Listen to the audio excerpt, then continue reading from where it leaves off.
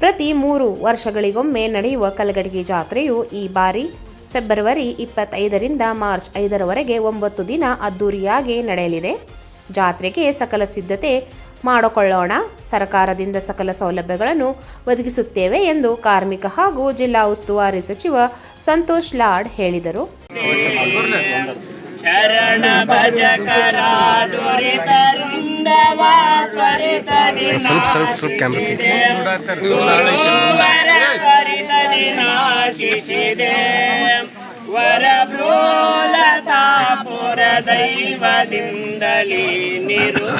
ಪಟ್ಟಣದ ಪಂಚಾಯಿತಿ ಕಾರ್ಯಾಲಯದಲ್ಲಿ ಪಟ್ಟಣದ ಗ್ರಾಮ ದೇವಿ ಜಾತ್ರಾ ಮಹೋತ್ಸವದ ಪೂರ್ವಭಾವಿ ಸಭೆಯಲ್ಲಿ ಪಾಲ್ಗೊಂಡು ಮಾತನಾಡಿ, ಜಾತ್ರೆಯ ಭದ್ರತೆಗಾಗಿ ಹೆಚ್ಚಿನ ಪೊಲೀಸ್ ಸಿಬ್ಬಂದಿ ಆಯೋಜಿಸಲಾಗುವುದು.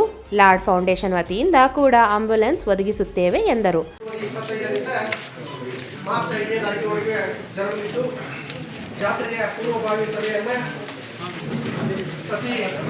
ಜಾತ್ರೆಗೆ ಮುಂಚಿತವಾಗಿ ಪಂಚಾಯತಿಯಲ್ಲಿ ನಾವು ಜಾತ್ರೆ ಪೂರ್ವಭಾವಿ ಸಭೆಯನ್ನು ನಡೆಸುತ್ತಾ ಬಂದಿರ್ತೇವೆ.